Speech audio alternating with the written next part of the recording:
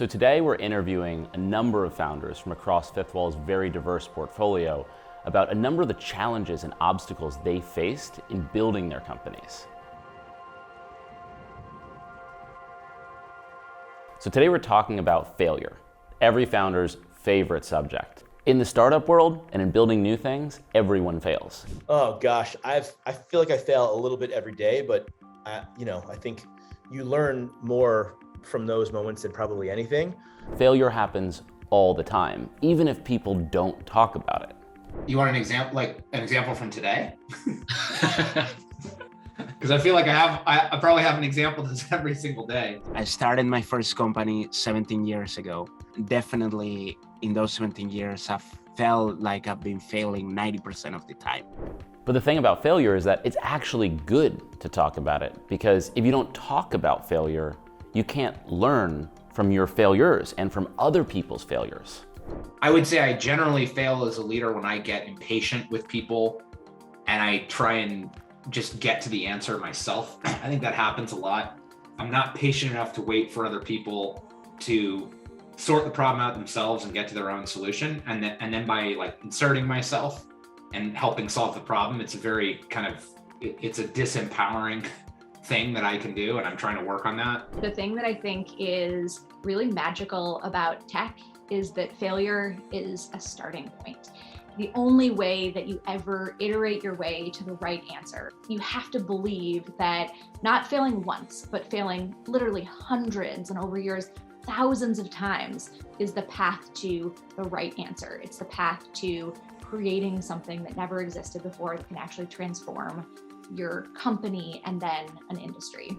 We as a company are not averse to the idea of failure. We tend to learn a lot from our mistakes and we tend to move fast. So failure is a part and parcel of being an early stage startup. Early on, we effectively ran out of money. We were probably 20 people at the time, maybe less.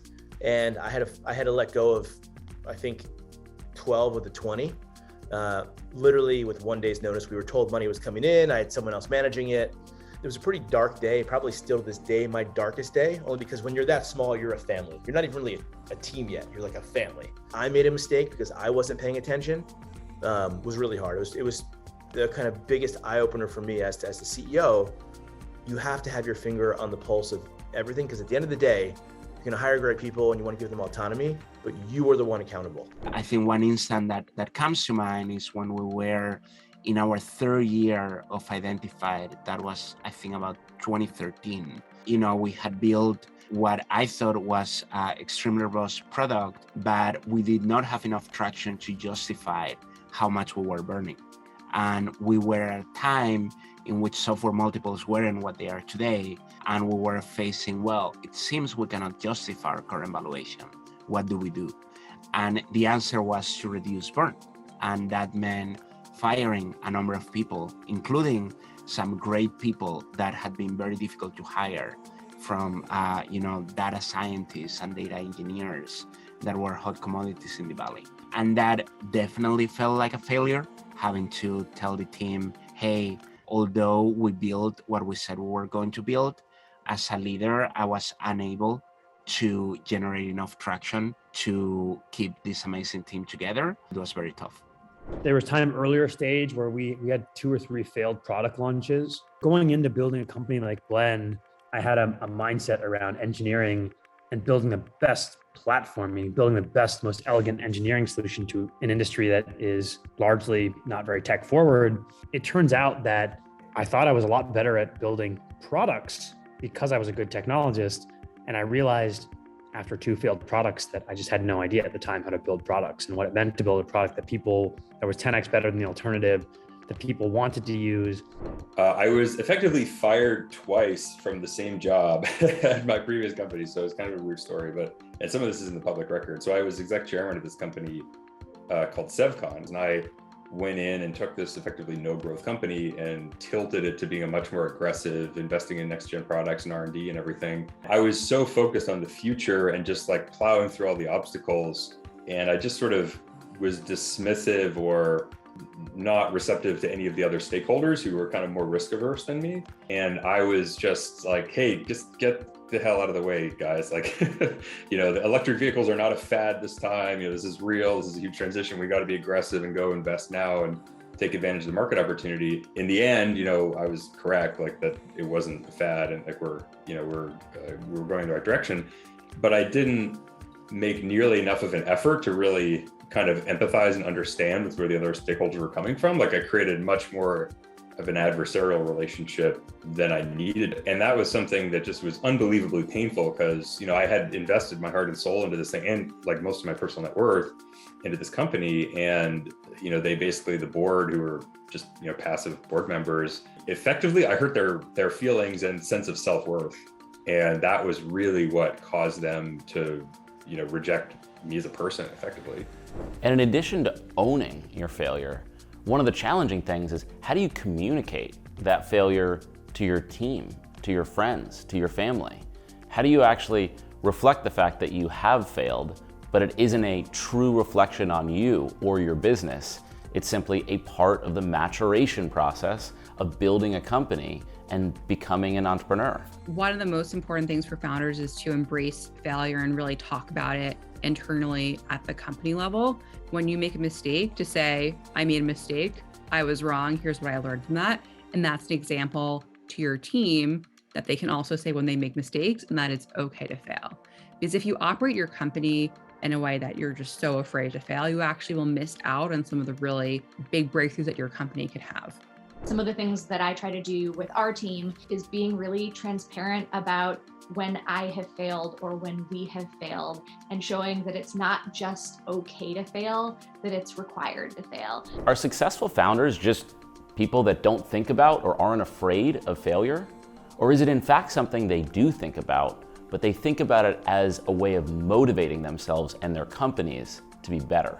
Without the cost of failure being front of mind to you as a founder, you have no motivation to be successful. People talk about these founders are like, oh, they were unafraid of failure. Like, that's ludicrous, right? Most successful founders I see are deeply afraid of failure. As such, they're constantly weighing, the cost of moving forward, which I think is a glorified way of saying that you should always be aware of, whether you've been pushed to the breaking point and you're thinking about quitting or not. And that's what makes somebody an entrepreneur. You miss a deadline, you lose a customer, and I think I am someone who, if you ask my team, I get obsessed with these moments because, I don't like to lose and I don't like that feeling. And so I dissect it to make it never happen again. A founder is someone that can take pain and turn it into motivation. I think that is very true. I think as a founder, you have to be comfortable being uncomfortable. Is going to feel bad, and it should feel bad at every stage of the way. And you just have to take that as a positive. That is just another opportunity to overcome another problem and feel good about it later. The beautiful thing about failure for me in particular is that it's extremely motivating to me in the sense that I really love learning. The more that I learn, the happier I am. And so in some ways, while failure is painful, the learning is extremely motivating, and the failure is also extremely motivating as a result. And so I don't view these things as bad things. I view them as sort of, we were able to be successful so far despite the failures. And if we can keep getting better and keep learning, that will only get better over time. What's the silver lining to failure? What's the way in which failure can actually be seen as something that's positive, that you can reframe retrospectively to make your business better and make you a better entrepreneur? The reason it was so important that I learned it was because during that 2 years where we were trying to find that product market fit, we almost went out of business. And I think there's other companies that almost go out of business or do go out of business for the same reason. And so it was something that I had to quickly evolve. And the way I evolved was by, surrounding myself with people who did know about that, fortunately, and getting very lucky to find some of those people and then getting product market fit. And then, there's various failures along the way. There's a few recent things, like we IPO'd recently. And I think there are certain parts of the IPO, both the timing and how we did it and the approach we took towards the market, that I would have just, in retro, you don't get multiple chances to IPO. Unfortunately, you get one, and you kind of got to take the lumps with that come with that. And so being really in tune with that concept of really making people feel heard, I think that's the biggest thing that impressed upon me was, even if you have every logical reason why you're right and the other person's wrong, If you just set up that adversarial, not making them feel heard or part of it, that is likely to only lead to a defensive response and unhappy outcome.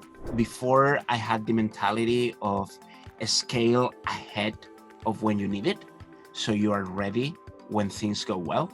And now I kind of have the opposite mentality. Maybe too much, but I'm constantly thinking, okay, although things look good, there are 17 possible things that could go wrong, and I am not going to scale until I am not sure that I can overcome every single one of them. The second one is that, it gave me a lot of empathy for what founders have to go through when they have to make similar adjustments, firing people, down rounds, etc. But I am able to tell founders, hey, I went through it and there is life at the other end. So this is going to feel awful, but let me walk you through why it was a blessing in disguise for me. So now that we've dived deep into everyone's favorite subject as an entrepreneur, failure, what's the takeaway? And I think the takeaway is that failure is not bad. Failure is a part of life. Failure is a part of being an entrepreneur. Failure is a part of building any company. It's not something to be afraid of. It's not something to be ashamed of. It's something to learn from. It's something to embrace. It's something to listen to.